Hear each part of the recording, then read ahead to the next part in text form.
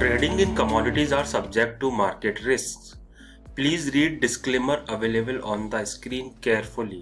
नमस्कार, मेरा नाम धीरेन्द्र कुमार है और आप सभी दर्शकों का स्वागत है हमारे खास कार्यक्रम कमोडिटी के महारथी में।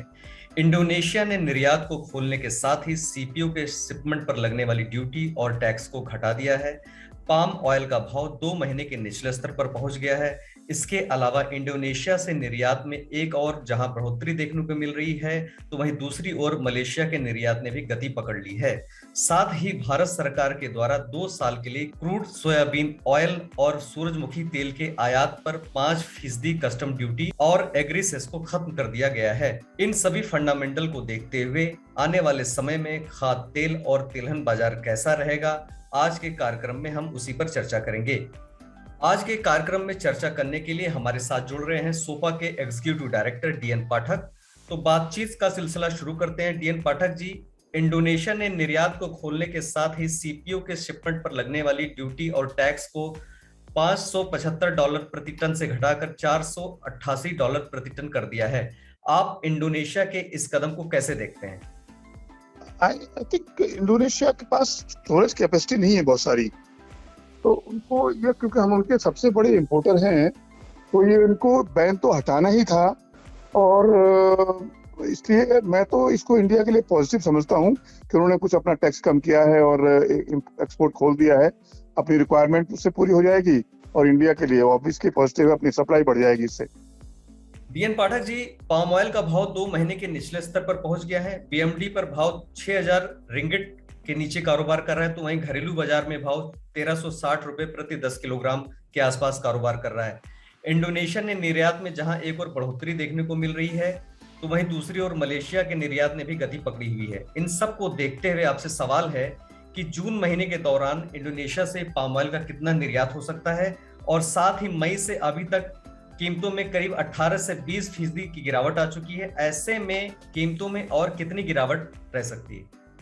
देखिए, मैं निर्यात की क्वांटिटीज चेक नहीं करता हूँ पाम ऑयल की, तो उस पर मैं कमेंट नहीं कर पाऊंगा। बट ये कह सकता हूँ कि निर्यात अभी इंडोनेशिया से और ज्यादा होगा। उनके टैंक बिल्कुल भरे पड़े हैं, so it will be more than this month. दूसरा जो आपका सवाल है कि प्राइसेस और कम होंगी, बिल्कुल, क्योंकि अभी आप देख रहे हैं कि मानसून का बड़ा अच्छा रिपोर्ट आ रही है, तो खरीफ की जो सोइंग है वो शुरू हो चुकी है महाराष्ट्र में, और मध्य प्रदेश में जैसे बारिश होगी तो खरीफ की सोइंग शुरू हो जाएगी, तो ग्राउंडनट और सोयाबीन की जैसे बुआई शुरू होगी। एरिया बढ़ने की जैसे मैंने बोला उम्मीद है, तो सब कुछ प्राइसेस के लिए पॉजिटिव है। नेगेटिव अभी कुछ भी नहीं है। अमेरिका की सोइंग अच्छी है, वहाँ की क्रॉप अच्छी है, वहाँ कोई समस्या नहीं दिख रही अभी, तो नेगेटिव फैक्टर मुझे एडिबल ऑयल में कुछ अभी दिखता नहीं है। अगर कहीं यूक्रेन और रशिया में प्रॉब्लम सॉल्व हो जाए तो फिर सनफ्लावर की सप्लाई और बढ़ सकती है, शुरू हो सकती है, that will be another positive.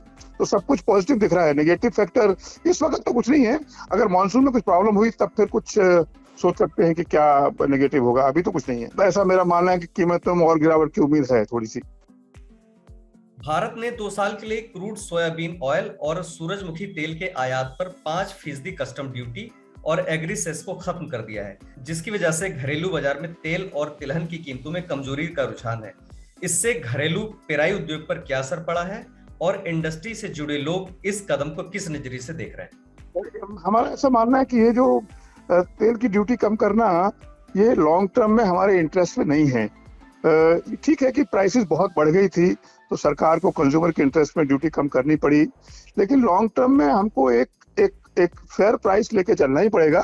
और जो पुराने जमाने की प्राइस थी कि 80 रुपए किलो तेल मिलता है, 100 रुपए किलो, वो हमको भूलना पड़ेगा। ग्लोबली सारी कमोडिटीज की तेलों की प्राइस बढ़ चुकी हैं, तो हमें एक फेयर प्राइस देने के लिए रहना पड़ेगा, क्योंकि किसान को हम ज्यादा भाव दे सकें और कंज्यूमर को कम भाव पे दिलवाएं, ये संभव नहीं है। दोनों चीजों में कहीं सामंजस्य बिठाना पड़ेगा। तो मुझे लगता है एक शॉर्ट टर्म मेजर है, इसको लॉन्ग टर्म में कैरी नहीं करना चाहिए।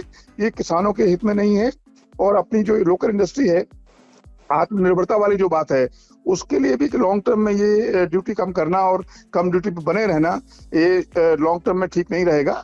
शॉर्ट टर्म में ऑब्वियसली कीमतें बहुत बढ़ गई थी, सरकार की अपनी मजबूरियां हैं तो उन्होंने कम कर दिया। मैं मानता हूं कि शायद इस पे दोबारा सरकार को विचार करे कि इसको चालू रखना चाहिए कि कुछ कम करना चाहिए, क्या करना चाहिए। वी विल हैव टू सी। आंकड़ों के मुताबिक बीते गुरुवार तक सोयाबीन की शुरुआती बुआई में सालाना आधार पर 76% की कमी दर्ज की जा रही है और मानसून मौसम विभाग की भविष्यवाणी के मुताबिक रफ्तार नहीं पकड़ पा रहा है और अभी तक सामान्य से 38% नीचे है। हालांकि अभी मानसून पर टिप्पणी करना जल्दबाजी है, लेकिन क्या स्थिति चिंताजनक है? जो 38% कम है, 13% ज्यादा है, अभी क्या होगा, कल परसों क्या हुआ था, ये सब प्रेस की क्रिएशन है। मॉनसून अभी आई है, टाइम पे आई है। बुआई ऐसे नहीं होती है कि आज बुआई होनी थी, अगर आज के बजाय कल होगी तो 50% कम हो गई। जब मॉनसून आएगी तो एकदम सोइंग की विंडो ओपन होगी, तुरंत एकदम बुआई बढ़ेगी। मान लीजिए मॉनसून इस साल अगर 4 दिन लेट आएगी पिछले साल के मुकाबले, तो बुआई आपकी उस 4 दिन में लगेगा कि 50% कम हो गई है, बट वो कोई फैक्ट नहीं है और वो ना वो कोई कंसिडरेशन की चीज है। मॉनसून अगर बिल्कुल डिले होती है तब मैं मान सकता हूँ कुछ समस्या होगी। अभी मॉनसून डिलेड नहीं है, टाइम पे है। बुआई आज आप कह सकते हैं 38% कम है पिछले साल के इस तारीख के मुकाबले, लेकिन ये फेयर कंपैरिजन नहीं है। ये कंपैरिजन हमको करना चाहिए 5 जुलाई को, 10 जुलाई को, जबकि विंडो खत्म होती है सोयाबीन की सोइंग की। बातचीत के सिलसिले को आज हम यहीं पर खत्म करते हैं। आज की चर्चा में शामिल होने के लिए आपका बहुत बहुत धन्यवाद। आने वाले शो में कमोडिटी मार्केट से जुड़ी फिर किसी बड़ी हस्ती को लेकर आपके सामने आएंगे। तब तक के लिए नमस्कार।